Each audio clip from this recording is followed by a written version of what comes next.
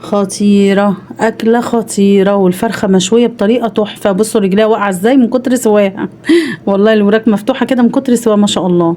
بصوا الجمال. يلا بينا نشوف بقى الخطوات دي اتعملت ازاي. انا مدلعاها المرة دي على الاخر بصراحة الفرخة هي جبتها 2 كيلو، وهنا التوابل: بصل بودر، توم بودر، بهارات فراخ، على ملح، على روزماري، على بابريكا مدخنة. اللي عندك التوابل اللي عندك حطيها مفيهاش اي مشكله. هنا هشرط كده الفرخه كده من عند عشان تدي منظر حلو وفي نفس الوقت تستوي حلو. بصوا شرطتها كده اهوت على 4 قطع كده.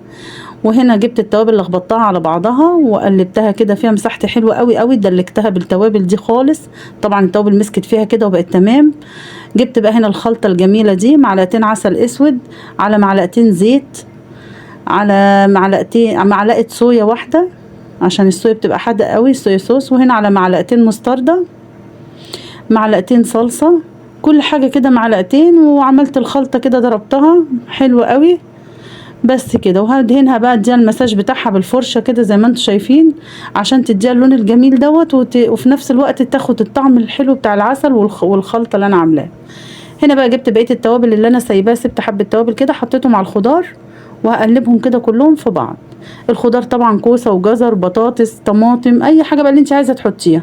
هنا الشبكه طبعا ما كفتش اسيبها، يعني اتصرفت وحطيت لها شوك كده. ايه رايكم في الفكره دي؟ وحطيتها فوق الخضار كده وفوقيها الفرخه كده وبس. وعلى الفرن بقى، والله يعينها بقى ربنا معاها خدتها كده على الفرن وطلعناها بقى. قعدت بصراحة ساعتين هي والخضار. طلعتها بقى كده بعد ساعتين بس، وطيت النار عليها شوية عشان تستوي. يا رب يكون عجبكم الفيديو واديكم شفتوا المنظر الجميل ده. يا ما تنسونيش بقى في اللايك والشير والسبسكرايب. باي باي.